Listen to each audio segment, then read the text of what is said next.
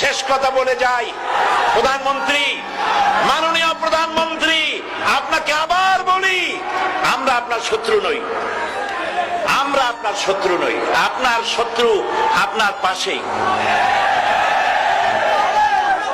সিংহ, সিংহ, একটা সিংহ আর একটা নেকড়ে আর একটা পাতিশিয়াল, এই তিনটাই মিলে সারাদিন পরিশ্রম করে তিনটা শিকার করেছে, একটি খরগোশ, একটি হরিণ আর একটা বড় গরু।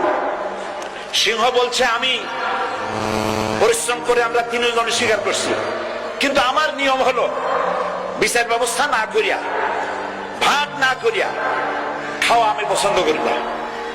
তো আমি প্রথমে দায়িত্ব দিলাম নেকড়ে, গায়ে নেকড়ে ভাগ কর। নেকড়ে বলল মহারাজ এটা ভাগ করার কি আছে, ওই খরগোশটা বেটা পাতিশিয়াল খাক, হরিণটা আমি খাই, যেহেতু আপনার দেহ বড়, আপনি মহারাজ, আপনি গরুটা খান।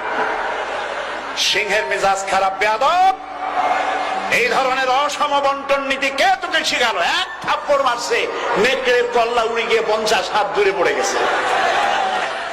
এবার সিংহ বলছে এই শিয়াল ভাগ কর বেটা।